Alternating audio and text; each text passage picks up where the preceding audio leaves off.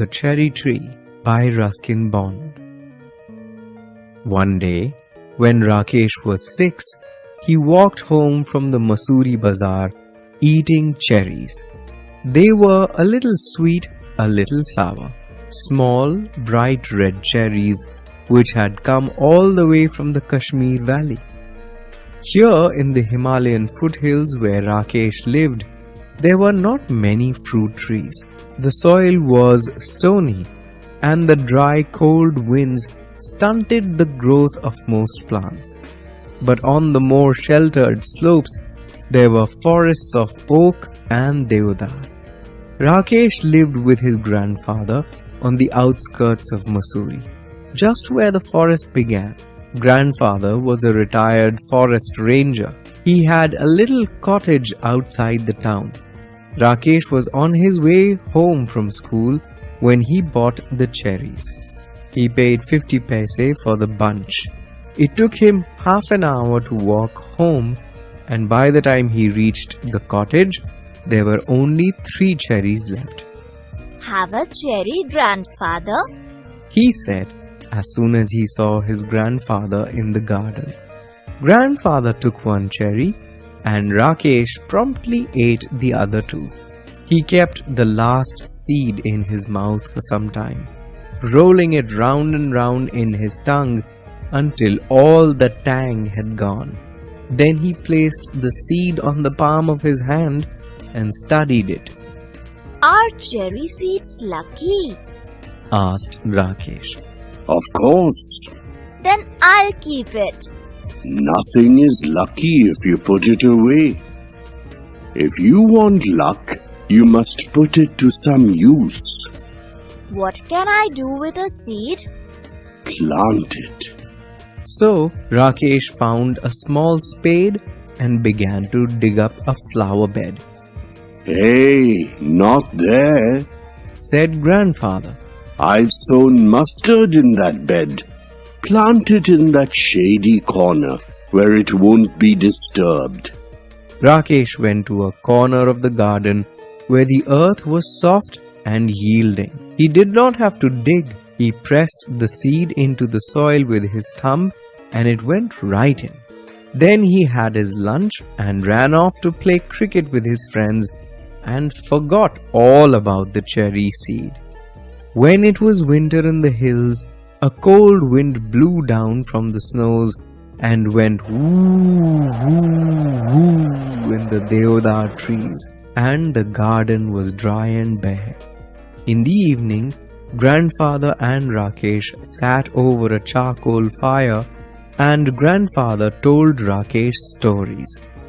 Stories about people who turned into animals and ghosts who lived in trees and beans that jumped and stones that wept. And in turn, Rakesh would read to him from the newspaper. Grandfather's eyesight being rather weak, Rakesh found the newspaper very dull, especially after the stories. But grandfather wanted all the news. They knew it was spring when the wild duck flew north again to Siberia. Early in the morning, when he got up to chop wood and light a fire, Rakesh saw the V-shaped formation streaming northwards and heard the call of the birds clearly through the thin mountain air. One morning in the garden, he bent to pick up what he thought was a small twig and found to his surprise that it was well rooted. He stared at it for a moment, then ran to fetch grandfather, calling, "Grandfather, come and look! The cherry tree has come up!" What cherry tree? asked grandfather, who had forgotten about it. "The seed we planted last year! Look! It's come up!" Rakesh went down on his haunches, while grandfather bent almost double and peered down at the tiny tree. It was almost 4 inches high. Yes, it's a cherry tree, said grandfather. You should water it now and then. Rakesh ran indoors and came back with a bucket of water. Don't drown it, said grandfather. Rakesh gave it a sprinkling and circled it with pebbles. What are the pebbles for? Asked grandfather. For privacy. Said Rakesh. He looked at the tree every morning, but it did not seem to be growing very fast. So he stopped looking at it, except quickly out of the corner of his eye. And after a week or two, when he allowed himself to look at it properly, he found that it had grown at least an inch. That year, the monsoon rains came early, and Rakesh plodded to and from school in raincoat and gumboots. Ferns sprang up from the trunks of trees.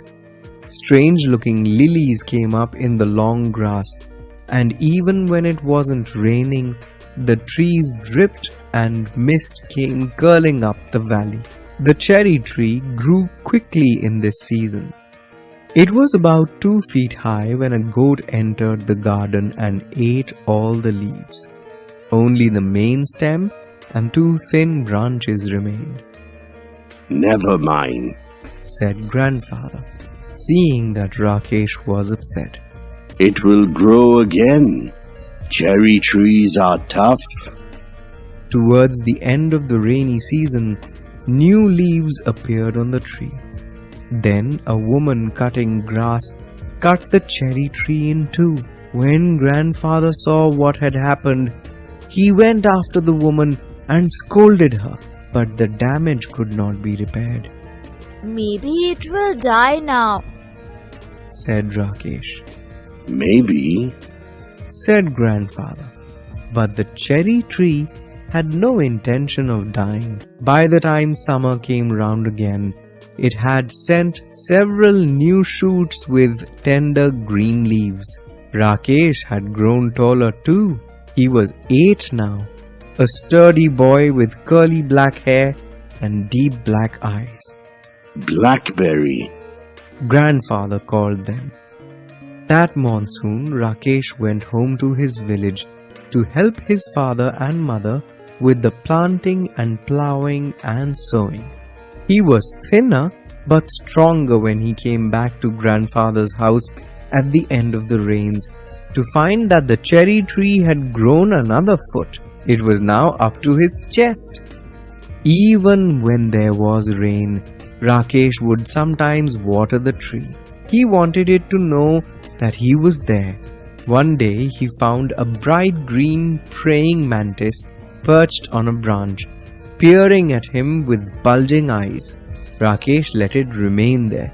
It was the cherry tree's first visitor. The next visitor was a hairy caterpillar, who started making a meal of the leaves.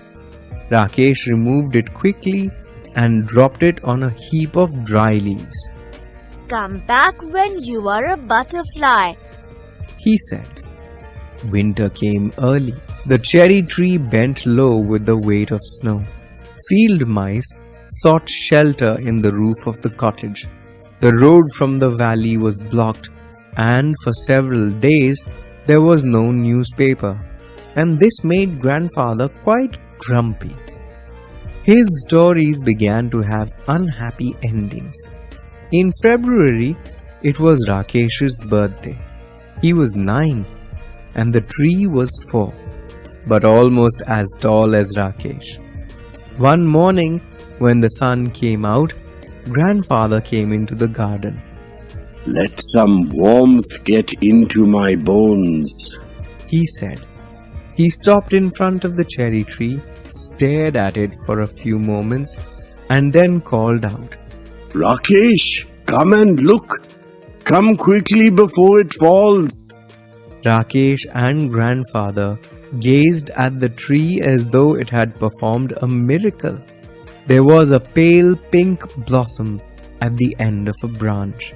The following year, there were more blossoms, and suddenly the tree was taller than Rakesh, even though it was less than half his age.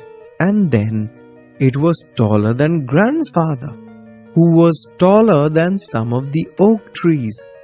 But Rakesh had grown too. He could run and jump and climb trees as well as most boys, and he read a lot of books, although he still liked listening to grandfather's tales. In the cherry tree, tiny birds pecked at the blossoms and broke them off. But the tree kept blossoming right through the spring, and there were always more blossoms than birds. That summer, there were small cherries on the tree. Rakesh tasted one and spat it out. It's too sour. He said. They'll be better next year, Said grandfather. But the birds liked them, especially the bigger birds, such as the bulbuls and scarlet minivets, and they flitted in and out of the foliage, feasting on the cherries. On a warm, sunny afternoon, when even the bees looked sleepy, Rakesh was looking for grandfather, but did not find him in any of his favorite places around the house. Then he looked out of the bedroom window and saw grandfather reclining on a cane chair under the cherry tree. There is just the right amount of shade here, Said grandfather. and I like looking at the leaves. They are pretty leaves, Said Rakesh. and they are always ready to dance if there's a breeze. After grandfather had come indoors, Rakesh went into the garden and lay down on the grass beneath the tree. He gazed up through the leaves at the great blue sky, and turning on his side, he could see the mountains striding away into the clouds. He was still lying under the tree when the evening shadows crept across the garden. Grandfather came back and sat down beside Rakesh, and they waited in silence until it was dark. There are so many trees in the forest. Said Rakesh. What's so special about this tree? Why do we like it so much?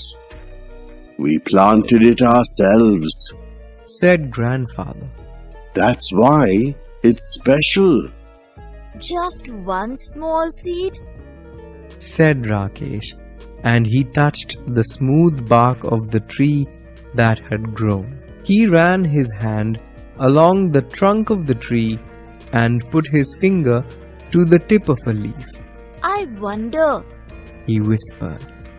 is this what it feels to be God?